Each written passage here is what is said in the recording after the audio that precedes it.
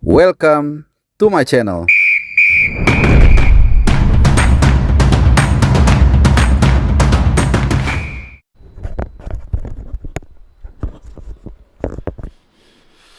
Ya, selamat malam. Selamat datang di channel Bung Harpa. Salam sehat juga teman-teman semua. Pertandingan antara Indonesia dan Malaysia di AFF U23 2025 udah selesai berakhir. Gua rasa kita semua sudah tahu hasilnya ya. Indonesia bermain 0-0 dengan Harimau Malaya. Hasil yang ditanggapi beragam oleh pecinta sepak bola Indonesia. Tapi yang pasti dengan hasil 0-0 ini memastikan langkah Garuda U23 sementara ini terbang ke semifinal final. Ya, di semifinal kita masih menunggu dari grup-grup lain yang masih ada satu kali lagi bertanding. Tapi kemungkinannya kita bertemu antara Thailand, Vietnam, dan Kamboja. Tentunya lawan-lawan di semifinal nanti jauh lebih berat dari yang sudah kita hadapi di grup A, di mana kita berhasil menang 8-0 dari Brunei Darussalam. Walaupun mungkin kata berhasil ini kurang tepat disematkan ya untuk tim nasional Indonesia dalam menghadapi tim yang levelnya jauh di bawah kita seperti Brunei. Lalu di pertandingan kedua kita menang tipis 1-0 melalui gol bunuh diri dari pemain main Filipina. Hasil throw in juga dari Robi Darwis. Dan di sini gue juga banyak menyampaikan kritikan bagaimana permainan kita belum terlalu meyakinkan. Ya, walaupun banyak yang gak setuju. Dan itu terbukti di laga menghadapi Malaysia yang sebenarnya secara materi menurut gua kita sedikit lebih unggul lah. Kalau nggak mau dibilang lebih unggul banyak, itu kembali kita gagal mendapatkan gol. Jadi 200 menitan lebih mungkin ya kita belum berhasil, atau 200 menit lah kurang lebih kita gagal mencetak gol melalui pemain kita sendiri. Memang di tengah-tengah itu ada gol dari bunuh diri tapi dari pemain Filipina. Nah, ini satu PR yang memang harus dibenahi oleh Vandenberg nanti di semifinal. Tapi buat gue begini, sebelum nanti kita ke inti permainan lawan Malaysia ya, menurut gue dalam sebuah turnamen kompetisi seperti ini, menurut gue itu is not important how you start the game, but how you end the game. Jadi mau awalnya terseok-seok, mau awalnya kurang bagus, menurut gue nggak ada masalah. Ya jadi masalah kalau itu tidak diperbaiki di laga berikutnya. Ya, banyak contoh bagaimana tim negara yang juara di sebuah turnamen itu awalnya terseok. Masih belum lama lah, yang paling dekat adalah 2022 Piala Dunia Argentina kalah 2-1 dari Arab Saudi tapi kemudian juara dunia dengan segala kontroversinya. 2010 Spanyol juara dunia sangat meyakinkan tapi di pertandingan pertama kalah dari Swiss. Ya, banyaklah contoh-contoh yang sebuah negara itu juara tapi tidak mengawali turnamen tersebut dengan baik gitu. Jadi itu yang gue bilang tadi, yang lebih penting bagaimana mengakhiri turnamen bukan mengawali turnamen. Nah, cuman tentu kita tidak bisa hanya berdiam seperti ini saja kan. Banyak PR atau pekerjaan rumah yang harus dikerjakan oleh Vandenberg. Ya, meskipun tadi dalam di tengah pertandingan dia juga sempat melakukan pergantian pemain yang menurut gue sangat efektif. Ketika di babak pertama kita ya cukup buntu lah menurut gue, tapi kemudian salah satunya pergantian pemain yang sangat efektif adalah digantinya Buffon oleh Ahmad Syarif. Ya, dua kali mungkin dalam tempo 15-20 menit dia langsung memberikan crossing ke kotak penalti, satu cutback ya, bukan crossing ya, satu cutback disambar oleh Jens Raven tapi kemudian masih bisa diselamatkan oleh kiper Malaysia menggunakan kakinya. Satu lagi crossing atas lambung, coba di bicycle kick tapi gagal. Nah, ini salah satu area positif ataupun hal yang positif yang dilakukan oleh Vandenberg. Lini belakang, kita bahas lini belakang, gua rasa ini nggak jadi isu ya.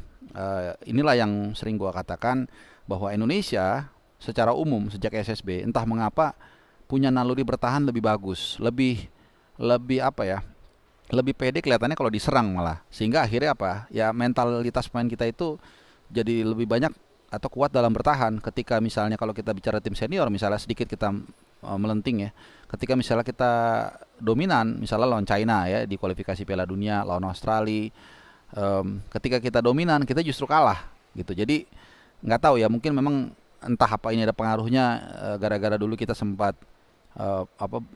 ikut Primavera ya, sehingga akhirnya dari situ naluri bertahan itu lebih kuat. Nggak tahu lah, yang pasti soal bertahan ini kita cukup solid ya. Kadek Arel kita lihat luar biasa matangnya, leadershipnya, dan gak heran di pertandingan tersebut dia didapuk sebagai pemain terbaik ya. Kemudian juga Kakang Rudianto tadi dengan cantik ya menjaga Tierney sehingga sampai akhirnya dia frustasi atau tidak bisa berkutik dan sebelum akhirnya ditarik keluar. Padahal saat itu Malaysia butuh menang. gitu. Tapi mungkin pelatih Malaysia berpikir ini no way out nih. Ya daripada dia nggak lolos dan kalah dari Indonesia, ya udah dia pentingin pertahanannya. Nggak heran dalam kondisi yang harus menang pun kiper Malaysia tidur-tiduran nangkep bola. Harusnya kan kalau dia butuh menang, dia cepet-cepet kan mainin bola. Nah, tapi ya mungkin mereka sadar mereka kalah kualitas dan nggak bisa bergerak. Akhirnya ya nggak bisa bergerak dalam membongkar pertahanan Indonesia. Akhirnya mereka memilih ya udah sama-sama main aman aja dan buat kita nggak ada masalah. Kemudian di sisi kanan gue udah bahas tadi soal Buffon. Mungkin bukan tidak mungkin ya posisinya terancam kemudian digantikan oleh Ahmad Syarif yang tadi cukup cemerlang ya walaupun main hanya satu babak. Di kiri Donity Pamungkas gua rasa cukup solid ya, ini pemain yang sangat berpengalaman, satu dari tiga kalau gua nggak salah ya atau empat yang jebolan tim nasional U23 selain Muhammad Ferrari, Arkan Fikri dan juga Hoki Caraka. Nah sedikit berbicara Hoki Caraka, gue adalah salah satu orang yang memberikan semangat buat Hoki Caraka terutama di pertandingan yang tadi. Ya kita tidak berbicara pertandingan sebelumnya. Di pertandingan tadi as a striker dia melakukan tugasnya dengan baik. Ada 2 kali shoot yang coba dilakukan attempt tapi memang terblok. Ya satu lagi peluang terupas kemudian first startnya sayang memang terlalu tidak sempurna sehingga akhirnya bisa direbut oleh pemain Malaysia dan pupus ya harapan ataupun kreasi peluang yang diciptakan. Jadi menurut gua ya oke. Starter nanti di semifinal siapapun lawannya tetap akan menjadi milik Jens Raven, gue yakin dan kita sepakat gue rasa. Tapi kemudian untuk Hoki Caraka bukan tidak mungkin kalau tidak jalan ya skema permainan kita di lini depan, bukan tidak mungkin Hoki Caraka akan dapat menit play lebih banyak. Nah soal Jens Raven kita tahu punya kualitas, punya ketajaman, lengkap lah ya, mau melebar juga dan sebagainya. Cuman ketika dia dikerubungi oleh tadi si Kumis ya pemain Malaysia nomor 13 yang gue curigai ini sebenarnya udah umur 50 mungkin ya, udah cukup senior dan juga kadang-kadang dengan Ubaidillah, 2 center back yang memang kelihatannya ditugasi untuk menjadi CCTV buat pergerakan dari Jens Raven.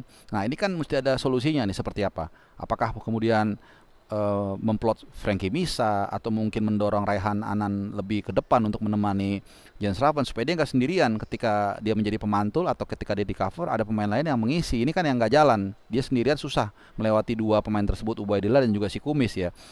Atau mungkin bisa juga nanti kita nggak tahu nih, jujur gue nggak tahu Arkan Fikri kemana. Apakah memang cedera? Harusnya sih kalau dia nggak cedera, harusnya dia minimal masuk di DSP lah, itu ya. Kalaupun bukan starter. Jadi kemungkinan dia ada masalah dan kita berharap kalaupun tidak ada masalah nanti pertandingan di semifinal Arkan Fikri kembali bisa tampil dan menurut gua nanti mungkin bisa mendorong Raihan Hanan agak lebih ke depan. Victor Detan, jujur gua nggak ngerti kenapa dipertahankan begitu lama oleh Vandenberg, padahal hampir nggak ada kontribusi dia dalam umpan progresif, dalam mengkreasikan serangan depan. Ada satu memang dari kanan ketika dia bekerja sama kalau nggak salah dengan Raihan Hanan ya gue lupa, tapi offside ya. Sisanya nggak ada terlalu yang bagaimana padahal gue jujur berharap penampilan dia di PSM Makassar yang sangat gemilang itu bisa ditularkan atau ditransmisikan ke tim nasional U23 kali ini. Tapi itu gue nggak ngelihat dan tidak diganti sampai akhir ya kalau nggak salah oleh Vandenberg ya. Jadi banyak PR yang harus dilakukan, yang harus dikerjakan oleh Vandenberg, tapi balik lagi bahwa filosofinya ini adalah turnamen. Selama kita sudah on the track, kita lolos, dan gue malah senang ya. Bayangkan kalau kita misalnya menang lawan Malaysia, waduh ini pasti puja-puji lah, kemudian mulai kita sombong lah, mulai kita datang ke IG-nya Malaysia ngejek-ejekin mereka, dan kadang-kadang akhirnya itu menjadi backfire, menjadi bumerang buat kita jumawa dan akhirnya semifinal kita mungkin nggak fokus ya. Jadi dengan hasil imbang ini menurut gue kita satu nggak kehilangan harga diri, bagaimanapun juga ya lawan Malaysia kita adalah rasa rivalitas yang cukup tinggi ya, tapi kita juga tidak mengesampingkan substansinya apa ya, kita lolos dan belum mencapai klimaksnya dalam kompetisi. Yang penting yang gue bilang tadi, kita bagaimana mengakhiri sebagai juara ya. Kasarnya ekstrimnya mau kita tadi pun kalah dari Malaysia, kalau kita lolos ke semifinal, lolos bahkan ke final dan juara ya nggak ada masalah ya, baru kita bisa mungkin euforia, bahkan mungkin kalau mau sombong sedikit boleh deh. Tapi kalau tadi seandainya kita menang lawan Malaysia, waduh kebayang tuh ya pasti sombongnya seperti apa. Apalagi kalau kita menang mungkin dengan skor meyakinkan 2-0 atau 3-0 gitu. Jadi kalau gue pribadi, ini seperti harapan gue juga saat gue live reaction di Occasion, gue berharap kita seri aja deh, seri ya, kita nggak kehilangan muka dari Malaysia dan kita lolos, dan kemudian kita bisa lebih berbenah diri dengan kekurangan yang memang lini depan kita perlu pembenahan kalau kita nanti ingin lolos ke final dan juga juara ya. Teman-teman semua, mungkin itu wrap ya hasil pertandingan antara Indonesia dan Malaysia berakhir dengan 0-0. Jadi mudah-mudahan di semifinal nanti siapapun lawan kita sudah siap dan kita bisa melangkah sejauh mungkin, dan syukur-syukur kalau kita bisa menangkan turnamen AFF U23 2025. Terima kasih teman-teman, sehat selalu, sampai jumpa di video gue yang lain. Adios.